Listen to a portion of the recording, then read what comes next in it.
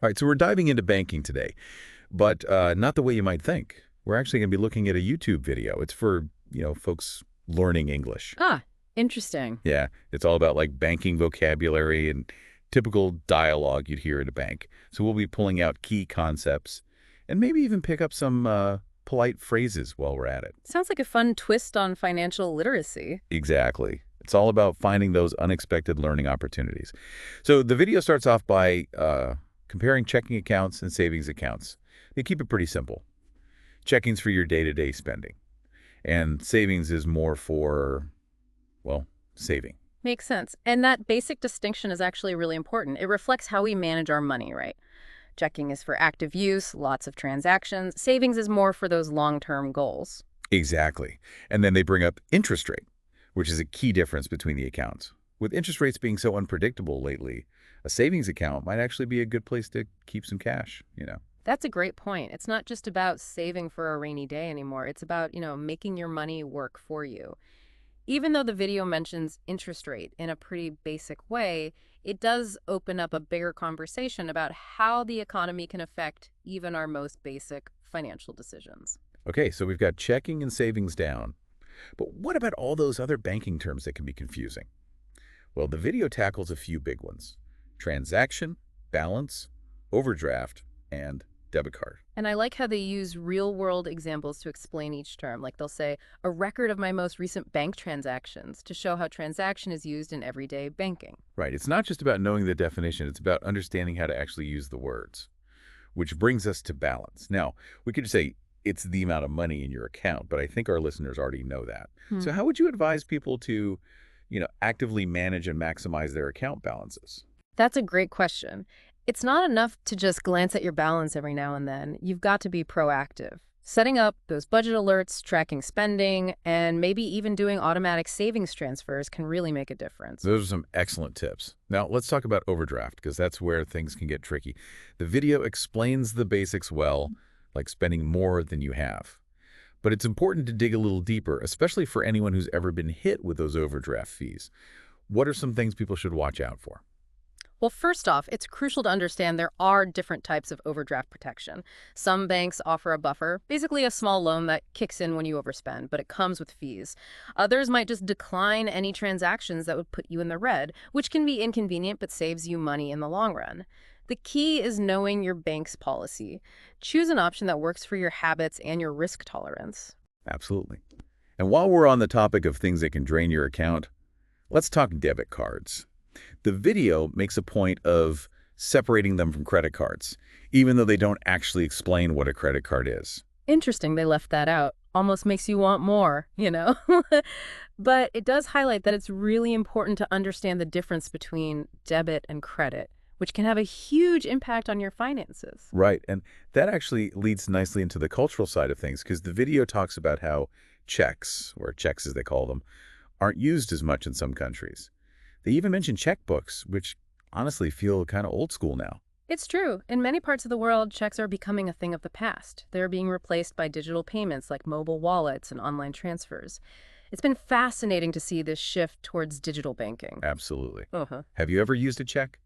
Is it still common where you are? It's interesting how these seemingly simple things can spark conversations about different financial practices around the world, and about how, money management has changed over time. It really highlights the impact technology is having, not just in our lives, but on the whole financial landscape. Okay, let's pause here for a moment and shift gears. The video spends a good amount of time on this idea of fluency builder, which is all about polite ways to talk at the bank. They highlight phrases like, "I'll need your social insurance number," and "if you could just sign here." What are your thoughts on this emphasis on being polite? I think it's an interesting approach. It's great they want people to communicate clearly and respectfully, but I do wonder if focusing on these specific phrases might be overshadowing the importance of actually understanding the basic banking vocabulary. That's a good point. It's like learning how to behave at a fancy dinner before you even know how to use a fork. Exactly. It might be better to focus on the core concepts first and then add the polite language once you have that foundation. After all, you can't really talk about overdraft fees if you don't even know what an overdraft is. I totally agree. It's about finding that balance between being practical and polite. But before we get too deep into banking etiquette, Let's take a closer look at the actual dialogue in the video. They present a conversation between a customer and a teller, which is packed with useful vocabulary and cultural insights. Sounds good. Let's see how they use those polite phrases and if we can pick up any deeper understanding of banking interactions. All right, here we go. You know, that dialogue was a great example of how even a basic banking interaction can be a learning experience. It wasn't just about, opening an account. It was about navigating the whole social situation, understanding cultural cues, and using language effectively. So true. And speaking of cultural cues, I'm still thinking about how checks are less common in some places. It really shows how banking can be so different around the world. Absolutely. And it makes you wonder if checks are fading out, what's replacing them? I think that's where the whole discussion about digital banking trends comes in. Right? The video doesn't mention things like online banking or mobile apps. But you can't talk about modern banking without considering them. I mean, think about it. When's the last time you actually went inside a bank? It's been a while, and that's the point, isn't it? Technology has totally changed how we manage our money. We can check balances, transfer money, even deposit checks if we still use them. Yeah. All from our phones or computers. It's so convenient. Yeah. But it does raise questions about security and accessibility. Not everyone has easy access to technology or feels comfortable dealing with their money online.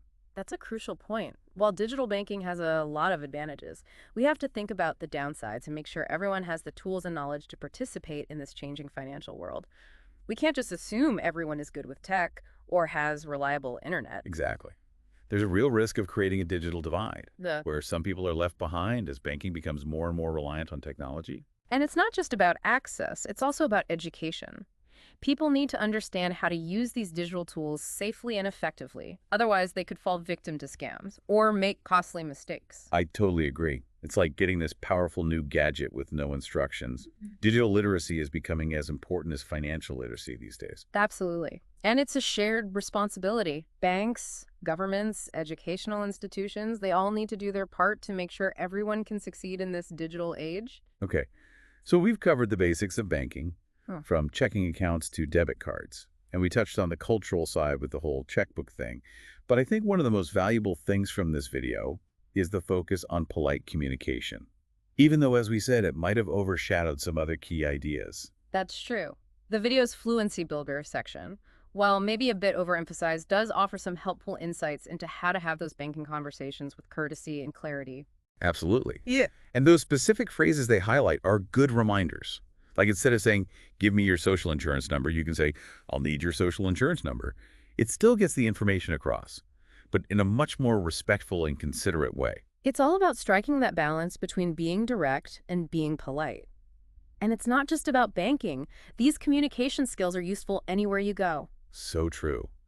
Whether you're at the bank, a doctor's appointment, even just ordering coffee, using clear and respectful language can really make a difference. Absolutely. It's about building a connection, showing respect, making sure your message is understood the way you intended. Okay, let's replay that part where the bank teller walks the customer through opening an account.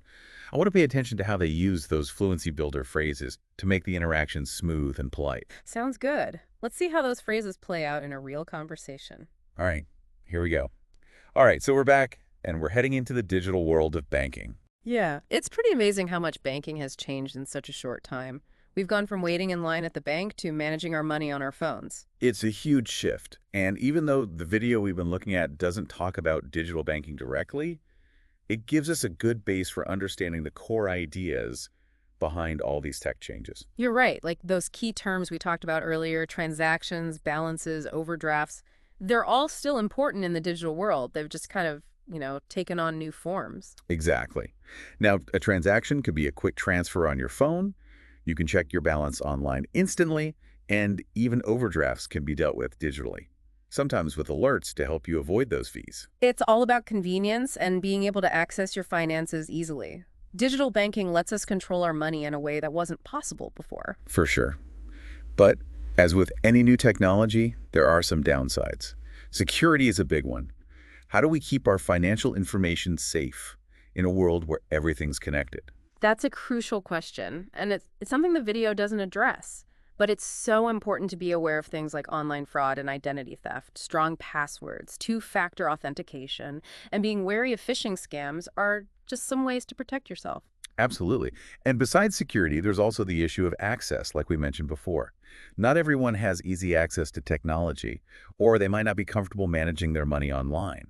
It's important to make sure this shift to digital banking doesn't leave anyone behind. Right. It makes you think about digital literacy and the need for education and support so that everyone can fully participate in this evolving financial landscape. I completely agree. And it's also important to remember that technology is always changing. What's considered advanced today might be old news tomorrow.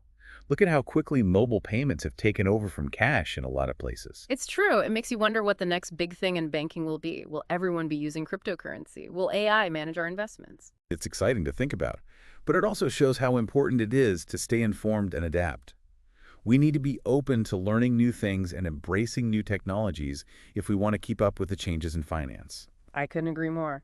Lifelong learning is essential, especially in a field like banking that's constantly changing.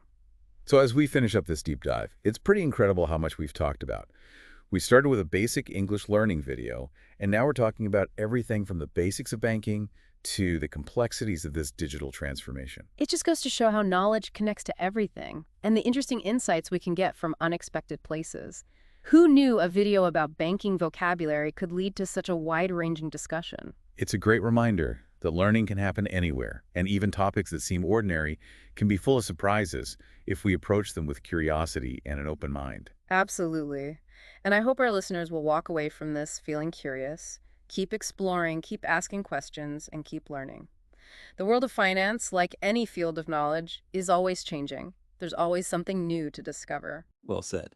So, to our listeners, we leave you with this. As technology keeps changing the financial world, what role do you see yourself playing in it? How will you navigate the opportunities and challenges that come next? These are questions worth thinking about as we all try to become more informed and empowered when it comes to our finances. Thanks for joining us